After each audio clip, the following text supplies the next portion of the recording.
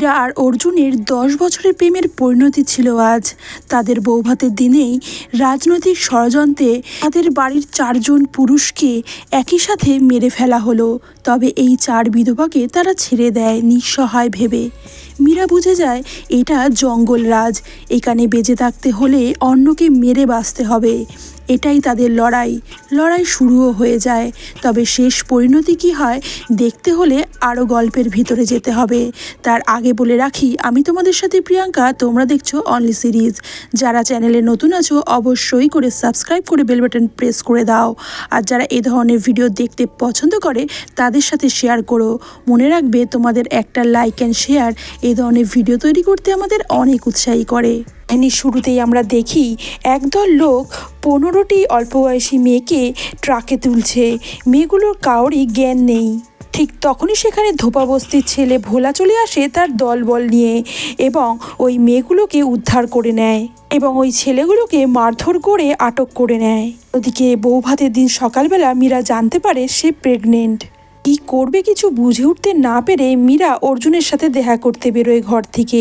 তখনই সেখানে ওই বাড়ি বড় বউ উজ্জ্বলের স্ত্রী মায়া চলে আসে এবং মীরাকে জোর করে তার ঘরে পাঠিয়ে দেয়। মায়া বোবা, কথা বলতে পারে না।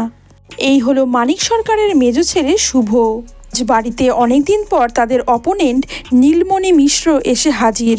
এই হলো নীলমণি মিশ্র এবং তার ছেলে শঙ্কর। একসময় মানিক আর নীলমণি ছিল বন্ধু, তাই নীলমণি অবাধ যাতায়াত লেগে থাকতো এ বাড়িতে। তবে অনেক বছর পর এ বাড়িতে সে এসেছে এবং প্রথমেই দেখা করে মানিকের স্ত্রী মহামায়ার সাথে।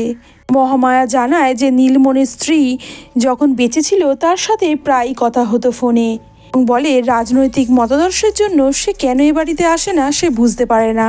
ঠিক তখনই সেখানে চলে আসে ছোট বউ মীরা। শুভ মীরার সাথে আলাপ করিয়ে দেয় নীলমণি মিশ্রর এবং মীরা সকলকেই প্রণাম জানায়।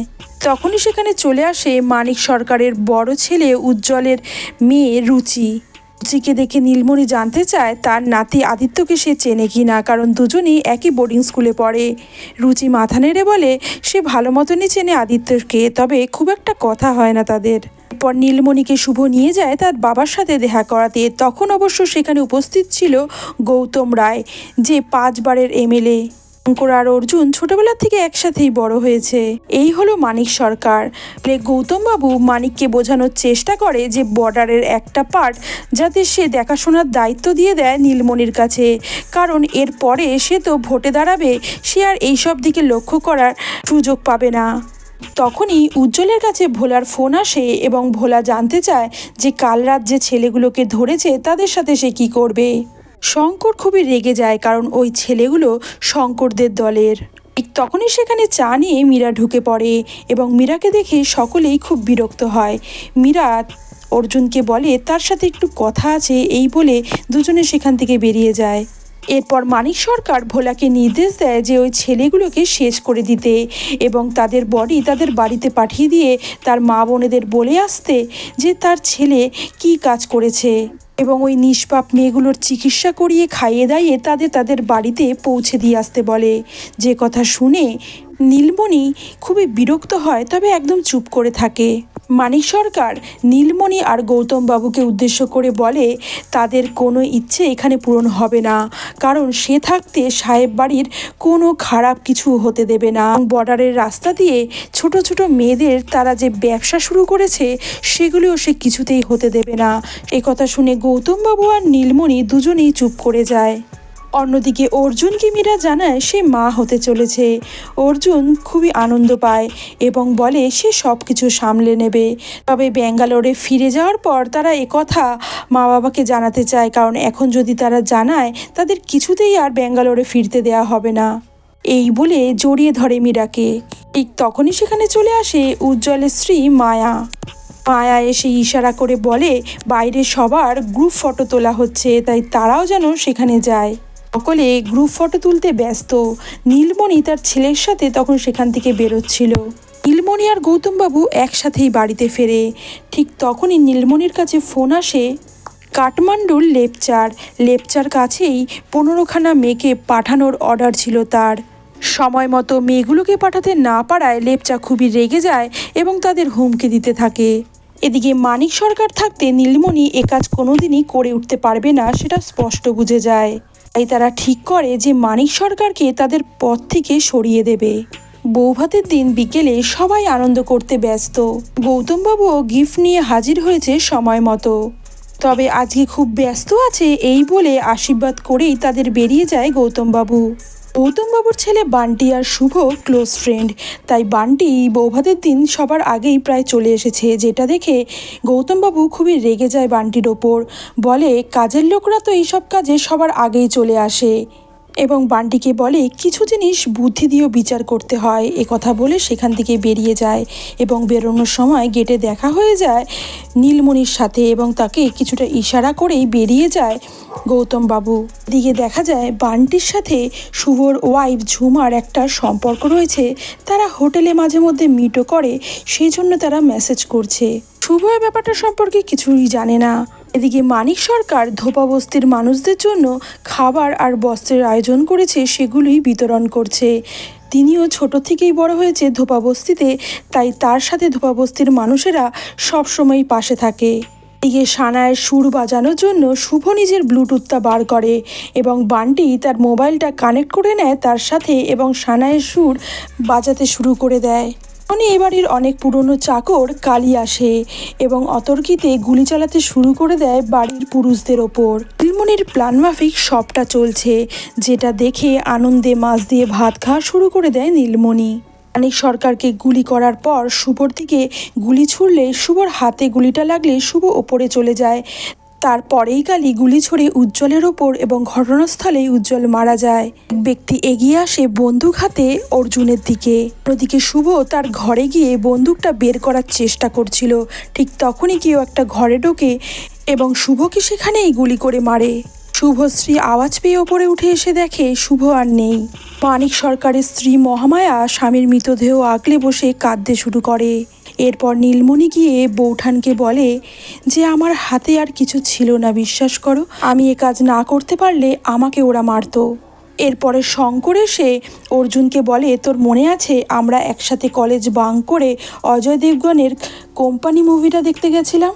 ওখানে অজয় দেবগন বলেছিল তার শত্রুদের মারার সময় তার ছোট ভাইকে যদি এখন সে না মারে, এখন সে ভয় পেয়ে আছে, পরে সে বদলা নেবে। তাই সে অর্জুনকেও শেষ করে দিল মুহূর্তের মধ্যে, কারণ অর্জুনকে এখন যদি সে বাঁচিয়ে রাখে, অর্জুন পরে তাদের সাথে বদলা নিতে পারে। মুহূর্তের মধ্যেই মীরার পুরো জগৎটা যেন শূন্য হয়ে যায়। ঘটনার পর প্রত্যক্ষদর্শী হিসাবে সাক্ষ্য দিতে যায় নীলমণি অফিসার বিক্রমের কাছে এবং জানায় যে তাদের বাড়ির চাকর কালী এ কাজ করেছে। এদিকে পোস্টমর্টমের পর বাড়িতে নিয়ে আসা হয় মৃতদেহগুলোকে এবং বাইরে জনরস প্রচুর, কিন্তু পুলিশও তাদের আটকে রাখতে পারে না তাদের প্রিয় নেতার কাছে যাওয়ার থেকে। কান্নায় ভেঙে পড়ে বাড়ির সকলেই। তারা একে একে মনে করতে থাকে নিজেদের কাটানো ভালো মুহূর্তগুলো। মীরা মনে করতে থাকে ব্যাঙ্গালোরে তাদের কাটানো সুখের দিনগুলোর কথা। বান্টি ভিড়ের মধ্যে থেকে মীরার বাবা মণিময় বাবুকে নিয়ে আসে। তিনি এসে মেয়েকে সামলানোর চেষ্টা করেন। রুচি একে একে চারজনের মুখাগ্নি করে। মায়া কথা বলতে পারে না, তবে তার মনের যন্ত্রণা কারোর চেয়ে কম নয়। সে বারংবার স্বামীর কথা মনে করতে থাকে এবং তাদের সুখের স্মৃতিগুলো যেন চোখের মধ্যে ভেসে ওঠে। এখানে নীলমণি আর তার ছেলে শঙ্কর চলে আসলে তাদের দুজনকে দেখে খুবই রেগে যায় মীরা এবং শঙ্করকে গলার কলার ধরে চার্জ করতে শুরু করে যে তার নামে সে অ্যাকশান নেবে, সে পুলিশে যাবে। যেটা শুনে মীরার শাশুড়ি তাকে সামলায় এবং বলে আমি আর কোনো রকম রক্ত দেখতে পারবো না, এবং মীরাকে চুপ করতে বলে। তখনই বাইরে এসে যায় ভোলা এবং চিৎকার শুরু করে। নানা তাকে কোনো মতে সামলায়, তবে ভোলা যে বাদ মানার মতো নয়, কারণ ভোলা মানিক সরকারকে নিজের বাবার মতো দেখত। সব কাজ মিটলে ফেরার সময় মীরা লক্ষ্য করে যে ভোলা ছুটে তাদের দিকে আসছে। একমাত্র ভোলার চোখেই ছিল নানেভা আগুনটা। অর্জুনের কাছে ভোলার নাম আগেও শুনেছে, তবে আজ সে প্রথম দেখল। ভোলাকে তার লোকেরা বুঝিয়ে শুনিয়ে ওখান থেকে নিয়ে যায়, যেটা লক্ষ্য করে মীরা। অন্যদিকে এমএলএ গৌতমবাবু খুবই রেগে যায়, কারণ তিনি চেয়েছিলেন শুধুমাত্র মানিক সরকারকে মারা হোক। তার ছেলেদের মৃত্যুর কথা তিনি জানতেন না এবং এটা তার থেকে লুকিয়েই করেছিল নীলমণি মিশ্র। এদিকে তার ছেলে বান্টি এরপরে বাড়িতেও আসেনি, তাই বান্টিকে অনবরত ভয়েস মেসেজ করছিলেন তিনি। নীলমণি মিশ্র দেখা করতে আসে গৌতমবাবুর সাথে এবং এখানেও তাদের মধ্যে বচসা হয়, কারণ গৌতমবাবু কখনোই চাননি যে মানিকবাবুর ছেলেদেরও একসাথে মারা হোক। নীলমণি মানিকবাবুকে বোঝায় যে ওদের বাঁচিয়ে রাখলে পরে তাদেরই বিপদ হতো। থেকে বেরোনোর সময় নীলমণি তার ছেলে শঙ্করকে বলে যে ওই বিধবাদের বাড়িতে একজনও চাকর বাকর যাতে না থাকে এবং একটা আলপিন পড়লেও তারা যাতে ভয় পায়। রাতের দিকে মীরা তার বাবার সাথে পুলিশ স্টেশনে যায় নীলমণি মিশ্রের বিরুদ্ধে রিপোর্ট লেখাতে, কিন্তু অফিসার বিক্রম কোনো কিছুতেই তাদের রিপোর্টটা লিখতে চাইছিলেন না, যাতে করে মীরা খুবই রেগে যায় এবং বলে যতক্ষণ না আমার রিপোর্ট লেখা হবে আমি ততক্ষণ এখানেই বসে থাকবো। এই বলে পুলিশ স্টেশনের বাইরে বসেই অপেক্ষা করতে শুরু করে দেয় মীরা। অফিসার বিক্রম বারংবার মীরাকে সাবধান করার চেষ্টা করলেও মীরা কিছুতেই তার কথা মানতে চায় না। মণিময়বাবু বারংবার মীরাকে বোঝানোর চেষ্টা করে এখান থেকে চলে যাওয়ার জন্য, বলে ব্যাঙ্গালোরে চলে যাওয়া, এখানে তোর জন্য আর কিছুই নেই। তবে মীরা এখান থেকে যেতে এখনই রাজি নয়। তখনই সে লক্ষ্য করে কালী এসেছে এবং নিজেকে স্যারেন্ডার করছে। কালীকে দেখে মীরা ভিতরে ঢুকে আসে এবং বারংবার কালীর কাছে জানতে চায় যে তুমি কেন এই কাজ করলে, বলো তোমার ওপরে কেউ কি চাপ সৃষ্টি করেছে, কিন্তু কালী কোনো কথাই বলে না। অবশেষে মীরাকে জোর করেই অন্য কনস্টেবলরা বাইরে নিয়ে যায়। বাড়ি ফিরলে মীরার বাবা বারংবার তাকে বোঝানোর চেষ্টা করে যে এখান থেকে চলে যাওয়ার জন্য, তবে মীরা বলে যে আর কটা দিন আমি এখানেই থাকতে চাই, কারণ এখানেই আমার অর্জুনের স্মৃতি আছে, যেগুলোর সাথে আমি কদিন এখানেই থাকতে চাই। এদিকে কালী বয়ান দেয় যে মানিক সরকার জোর করে তার মেয়েকে আটকে রেখেছিল, তাই সে এই ধরনের কাজ করেছে। কিছুক্ষণ পরেই কালীর মেয়ে তার সাথে দেখা করতে আসে এবং কালীকে সে জানায় যে সে নীলমণি মিশ্রের কাছে গেছিল। নীলমণি মিশ্রের লোকেরা তাকে বাড়িতেই ঢুকতে দেয়নি, উপরন্তু তাকে বলেছে সে যদি আরও একবার এখানে আসে তাহলে তার বাড়ি জ্বালিয়ে দেবে। যে কথা শুনে কালী খুবই রেগে যায় এবং নিজের গালেই অনবরত চড় মারতে থাকে। পুরো ব্যাপারটাই লক্ষ্য করে অফিসার বিক্রমবাবু। কালী নিজেকেই দুষতে থাকে এবং কান্নায় ভেঙে পড়ে। রাত হলে মহামায়া ভাতে ভাত সিদ্ধ করে সকলকে খেতে দেয় এবং বলে তার জীবনটা তো কোনো মতে চলে গেছে, কিন্তু তার বৌমাদের জীবনটা এখনও রয়েছে, অনেকটা পথ তাদের চলতে হবে, তাই তারা যাতে এখান থেকে চলে যায় এবং নিজেদের মতো বাঁচতে পারে। তখনই মীরা জানায় সে প্রেগনেন্ট। অর্জুন কথাটা জানতো, তারা ভেবেছিল কদিন পরে তাদের সবাইকে জানাবে। যে কথা শুনে সকলেই মীরার জন্য দুঃখে ভেঙে পড়ে। মীরাও কাঁদতে কাঁদতে পেটের বাচ্চাটার জন্য গ্রাস তোলে মুখে। অন্যদিকে সংবাদ মাধ্যমের সামনে নীলমণি নাটক করে বলে যে আমার বন্ধু যে কাজ পূরণ করতে পারেনি আমি ওর সব ইচ্ছা পূরণ করব, ওর পরিবর্তে এবার এমএলএ পদে আমি প্রার্থী হিসেবে দাঁড়াবো। অনেক রাত হয়েছে। তখন গৌতম রায়ের ছেলে বান্টি মীরাদের বাড়িতে আসে এবং সোজা চলে যায় ঝুমার ঘরে এবং বলে শুভর কিছু জিনিস ছিল আমার কাছে, সেগুলো ফেরত দিতে এসেছি। ঝুমা কাঁদতে কাঁদতে বান্টিকে বলছিল আমি চিরকাল চেয়েছি আমাদের সম্পর্কের ব্যাপারে শুভ কোনোদিন জানতে না পারুক, তবে শুভর মৃত্যু হোক আমি সেটা কখনোই চাইনি। বান্টি ঝুমাকে সামলানোর চেষ্টা করতে থাকে। ঠিক তখনই তাদের দুজনকে দেখে ফেলে মীরা আর বুঝতে পারে তাদের মধ্যে কিছু একটা সম্পর্ক রয়েছে। তবে মীরা চুপচাপ সেখান থেকে চলে যায়।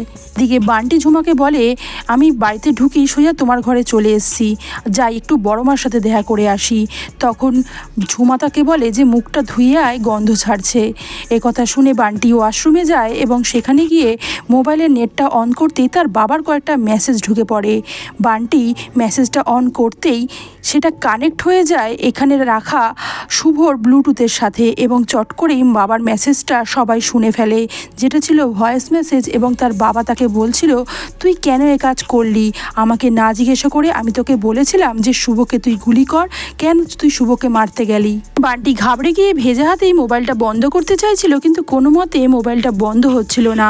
এখনই ঘটনা কিছুটা ফ্ল্যাশব্যাকে যায় এবং দেখানো হয় সেদিন রাতে বান্টি শুভকে গুলি করেছিল। কি করবে বুঝতে না পেরে বান্টি কিছুটা ঘাবড়ে গিয়ে বাথরুম থেকে বেরিয়ে আসে এবং বলতে থাকে তার বাবা যা তা বলছে। সে কি বলতে কি বলেছে, কিন্তু তার কথা ঝুমা কিছুতেই বিশ্বাস করে না এবং বলে তুই এটা কেন করলি তুই এটা বল। তখন বান্টি রেগে গিয়ে তাকে বলে যে চিরকাল কি আমি 2 নম্বর হয়ে থাকবো?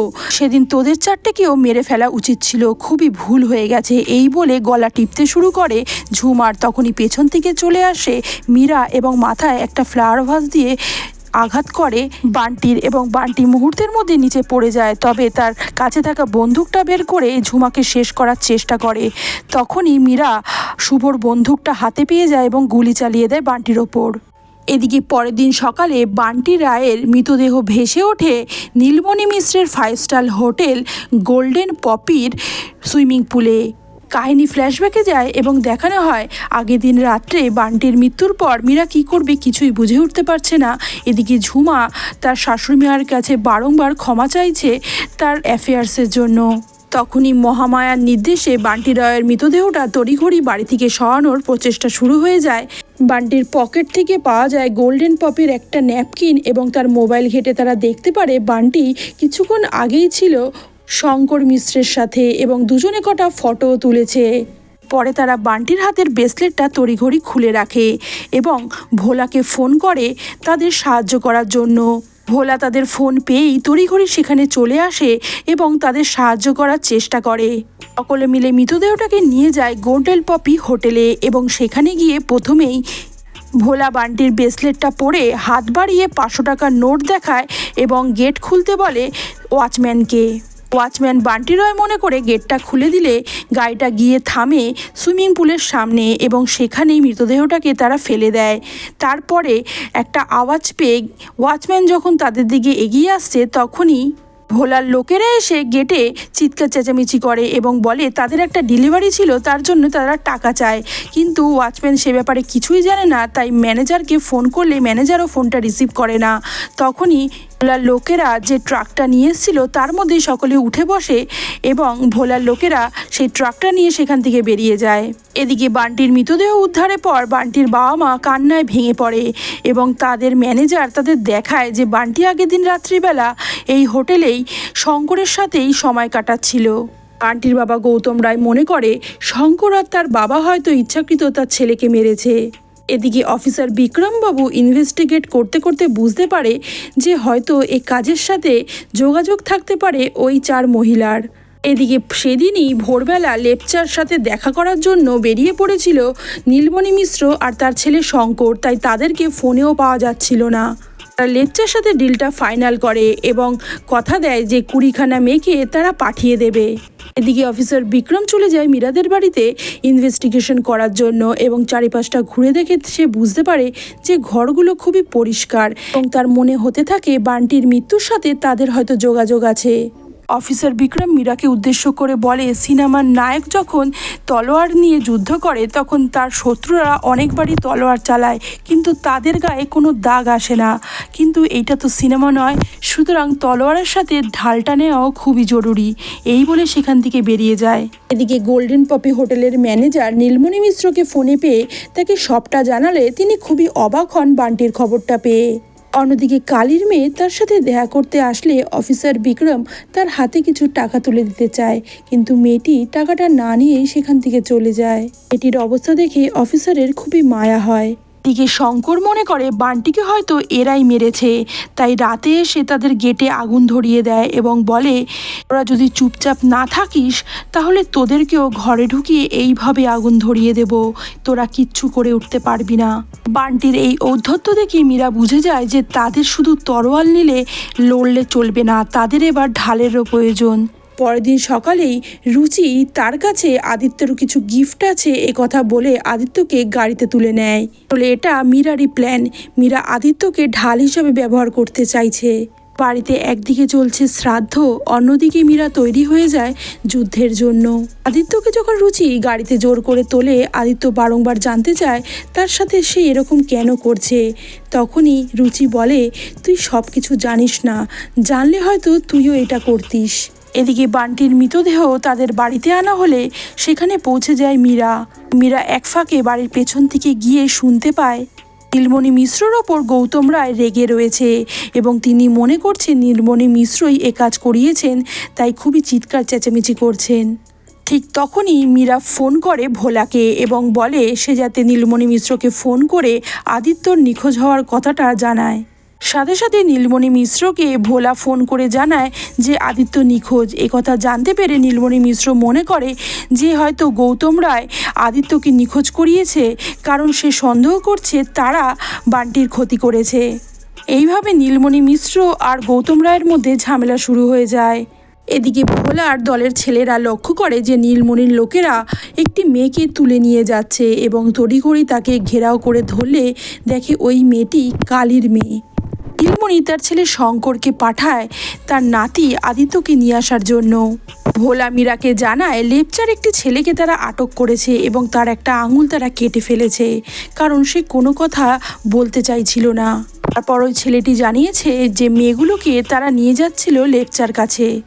কালী জেলে বসে নিজের কৃতকর্মের জন্য বারংবার নিজেকেই দুষছিল এবং বিরক্ত হয়ে গিয়ে নিজেকে শেষ করে ফেলার সিদ্ধান্ত নেয়। এদিকে কোনো লড়াইয়ে বেরোনোর আগে ধোপাবস্তির রেওয়াজ ছিল তারা ভালো করে খাওয়া দাওয়া করেই বেরোতো এবং আজও সেই মতোই কাজ চলে। ভোলাকে মীরা একটা রিভলভার হাতে তুলে দেয় এবং বলে যে চেষ্টা করবে এটা যাতে না চালাতে হয়, তবে ভোলা বলে যে সেই গ্যারান্টি আপনাকে দিতে পারছি না। এই বলে বেরিয়ে যায়। রাতে ভোলার দলবলের ছেলেরা আটক করে লেপচার লোকেদের, যারা একসাথে 15 থেকে 20খানা মেয়েকে লোপাট করে দেওয়ার চেষ্টা করছিল এই জঙ্গল থেকে। যে মেয়েগুলোকে রেস্কিউ করা হয় তাদের সকলকে সরকার বাড়িতে নিয়ে গিয়ে রাখা হয় এবং লেপচার দলের লোকগুলোকে আটক করে রাখা হয়। এদিকে না জানায় যে শঙ্করের লোকেরা আদিত্যকে খোঁজাখুঁজি করছে, তাই মীরা ঠিক করে আজই তারা যাবে এবং আদিত্যকে নিয়ে আসবে এখানে। এদিকে রাতের খাবার দিতে গেলে রুচি দেখে আদিত্য একটা প্লেট ফেলে ভেঙে দিয়েছে। আদিত্য বলে আমার হাত তো বাঁধা, তাই প্লেটটা পড়ে গেছে। রাতের তারা সকলে যখন সেখান থেকে বেরিয়ে যায় তখন দেখানো হয় আদিত্য একটা ভাঙা কাচের নিজের হাতটা খোলার চেষ্টা করছে। অন্যদিকে মীরা আর ঝুমা সারা রাত ট্রাভেল করে আদিত্যকে নিয়ে আসার জন্য সেখানে পৌঁছায় এবং গিয়ে দেখে আদিত্য জানলা দিয়ে পালিয়েছে। আদিত্য জঙ্গলের রাস্তা থেকে নেমে একটা লিফট নিয়ে নেয় এবং একটা গাড়ি করে এগিয়ে যায় আরও কিছুটা। এদিকে ঝুমা আর মীরা সকলকে আদিত্যর ছবি দেখিয়ে খোঁজ করতে শুরু করে। তখনই তারা লক্ষ্য করে যে শঙ্কর এখানে চলে এসেছে এবং তাদের লোককে কাজে লাগিয়েছে যে আদিত্য কোথায় আছে তাকে খবর নিয়ে আসার জন্য। মীরা একটু এগোতেই আদিত্যকে দেখে ফেলে এবং গাড়ির মধ্যে টেনে তুলে ফেলে আদিত্যকে। কালীর মৃত্যুর পর অফিসার বিক্রম তার মেয়ের খোঁজ নিতে গেলে জানতে পারে যে ওই মেয়েটিকে 2 দিন ধরে এখানে দেখতে পাওয়া যাচ্ছে না। এদিকে কালীর মেয়েকে রেস্কিউ করে সরকার বাড়িতে নিয়ে আসা হলে তার অবস্থা দেখে মহামায়ার খুবই কষ্ট লাগে এবং তাকেও পেট পুড়ে খাইয়ে দেয় অন্য মেয়েগুলোর সাথে। আদিত্যকে ধরে মীরা আর ঝুমা আদিত্যকে সেই আগের জায়গায় নিয়ে যায়, তবে সেখানে তাদের জন্য অপেক্ষা করছিল লেপচা এবং সময় মতো লেপচার ডেলিভারিগুলো পৌঁছাতে না পারায় লেপচার 2 কোটি টাকার লোকসান হয়ে যায়, যার জন্য লেপচা খুবই রেগে যায় এবং লেপচার লোকের আঙুল কেটে ফেলা হয়েছিল, তাই শাস্তিস্বরূপ লেপচা মীরার নখ উপড়ে ফেলে। লেপচা রেগে গিয়ে মীরাকে বলে তোমাদের জন্য আমার 2 কোটি টাকার লোকসান হয়ে গেল। কথা শুনে মীরা বলে আমার থেকে লোকসান আর কাউরই বেশি হতে পারে না। কথা বলে মীরা বলে যে তোমার লোকসান আরও বাড়তে পারে, কিন্তু তুমি যদি আমার সাথে হাত মেলাও তাহলে তোমার ডেলিভারি আমি করাবো, কথা দিচ্ছি। এদিকে আদিত্যর খবর পেয়ে শঙ্কর আসে আদিত্যকে নিতে। ততক্ষণে লেপচা আর মীরার মধ্যে ডিল হয়ে গেছে এবং লেপচার লোকেরা শঙ্করের ওপরেই গুলি চালাতে শুরু করে এবং ভয় পেয়ে শঙ্কর সেখান থেকে পালিয়ে বাঁচে। তবে সেখান থেকে ফেরার পথে শঙ্কর রুচিকে দেখে ফেলে এবং নানাকে গুলি করে রুচিকে তুলে নিয়ে চলে যায় শঙ্কর। এদিকে নানাকে এই অবস্থায় দেখে ভোলা খুবই কষ্ট পায়, কারণ ভোলাকে ছোটবেলা থেকে মানুষ করেছে নানা, তাই ভোলার আপন বলতে শুধুমাত্র নানাই আছে। এদিকে রুচির খবর পেয়ে মায়া খুবই বিচলিত হয়ে পড়ে এবং কাঁদতে শুরু করে, তবে বাড়ির সকলে তাকে বোঝানোর বারংবার চেষ্টা করে যে মীরা তার মেয়ে রুচিকে নিয়েই ফিরবে। রুচিকে নীলমণি আটক করে রাখে এবং চিন্তা করতে থাকে যে লেপচার লোকেরা শঙ্করের ওপর কেন গুলি করলো। তখনই তাদের মনে হতে থাকে যে হয়তো লেপচার সাথে হাত মিলিয়ে ডিল করছে মীরা। গিয়ে মীরা লেপচাকে বলে তার টাকার বিশেষ দরকার, সুতরাং এখান থেকে যখন তার ডেলিভারিটা চেকপোস্ট ক্রস করবে তারপরেই অনলাইনে যেন তাকে পে করে দেওয়া হয়। এরপর মীরা তার গাড়ির পাশে বসে থাকা অন্য এক ব্যক্তিকে বলে এরপর সবটা আপনার হাতে, তবে ওই ব্যক্তির মুখ এখনও দেখানো হয়নি। এদিকে মীরা বাড়িতে পৌঁছানোর পর সেখানে নীলমণি আসে এবং হাত জোর করে বলে আমি আর এইসব চাই না, আমি শুধু আমার নাতি আদিত্যকে চাই, এবং বলে তোমরা যদি এই কাজটা আগেই করতে তাহলে তো আমার এত কিছু করতে হতো না।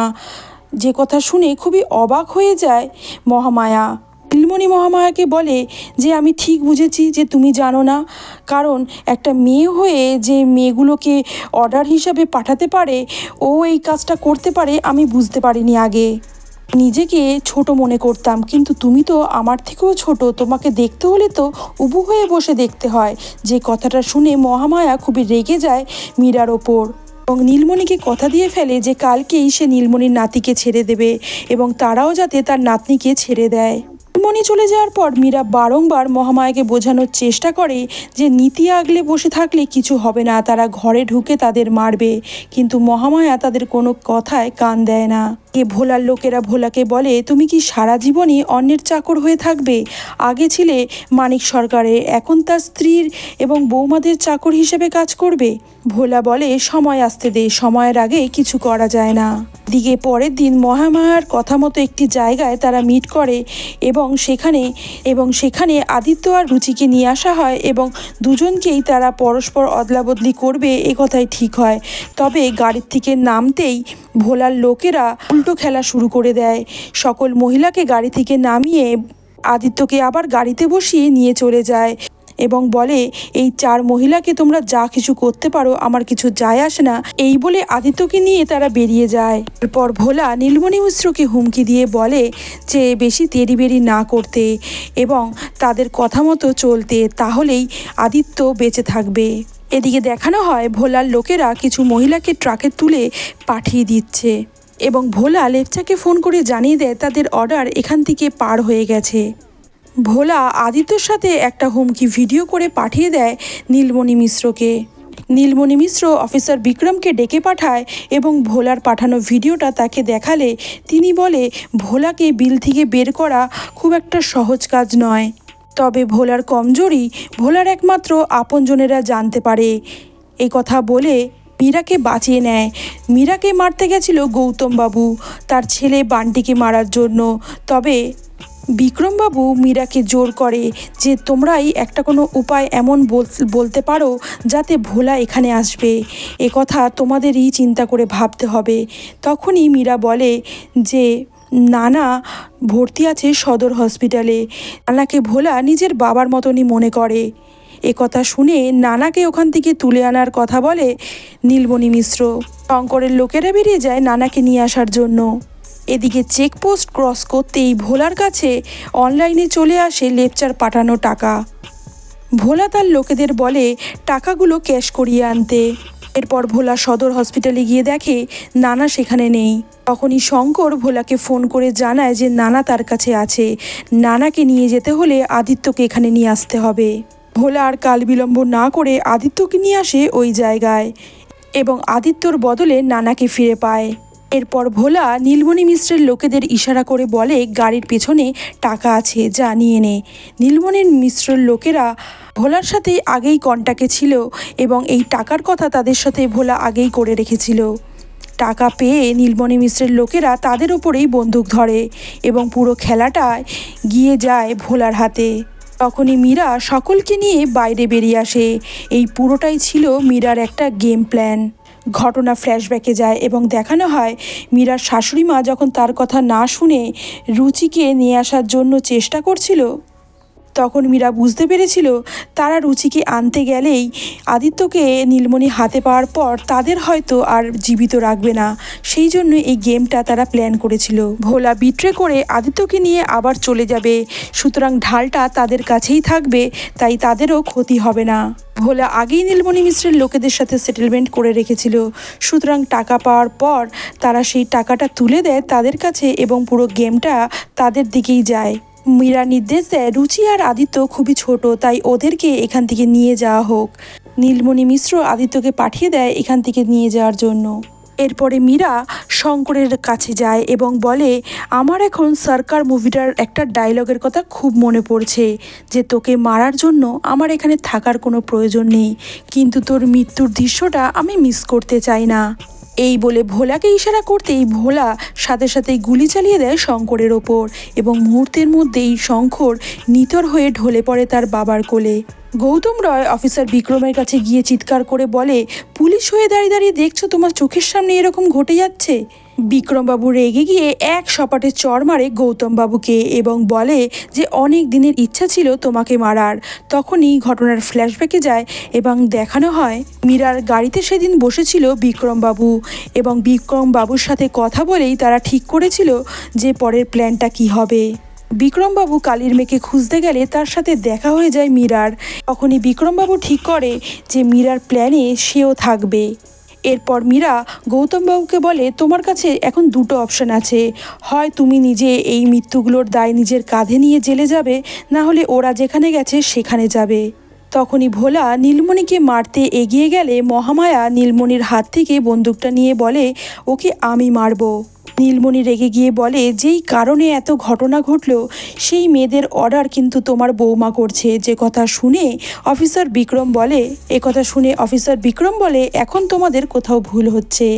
যে অর্ডারগুলোতে যেই মেয়েগুলো গেছে তারা হলো পোড় খাওয়া মহিলা পুলিশ অফিসার এবং দেখানো হয় সত্যি সত্যি ওরা ছিল মহিলা পুলিশ অফিসার এবং লেপচার পুরো গ্যাং সহ লেপচাকেও তারা মেরে ফেলে। এদিকে মহামায়া তার স্বামী আর ছেলেদের বদলা নিতে তার বন্দুকটা হাতে তুলে নেয় এবং শেষ করে ফেলে নীলমণি মিশ্রকে। এই ঘটনার পর কেটে যায় বেশ কয়েক মাস। মীরার এখন পুত্র সন্তান হয়েছে। তখনই তার কাছে একটা উড়ো ফোন আসে এবং বলে, তোমার ছেলে তো খুবই সুন্দর হয়েছে, একেবারে তার বাবার মতো, তবে সবসময় কাজ না নিয়ে থেকে কিছু সময় তো নিজের ছেলের কাছেও থাকতে পারো, ছেলের দিকেও নজর দিতে পারো, না হলে বেহাত হয়ে যেতে পারে। কথা শুনেই দৌড়ে গিয়ে নিজের ছেলেকে দেখে মীরা, তবে তার ছেলে তখনও ঠিকঠাকই ছিল। যে ফোন করেছিল সে বলে, লেপচাকে মেরেছো, তা বলে তুমি কি পার পেয়ে যাবে, এটা মনে করলে ভুল মনে করছো। আর এখানেই শেষ হয় আজকের পর্বটা। শেষটা দেখে মনেই হচ্ছে খুব তাড়াতাড়ি হয়তো পরের পর্বটা আসতে চলেছে। পরের পর্বটা দেখতে হলে সাথে থাকতে হবে, তার জন্য সাবস্ক্রাইব করে বেল বাটন প্রেস করে নাও আমার পাশে থাকার জন্য। দেখা হচ্ছে নেক্সট আরও কোনো ভিডিওর সাথে।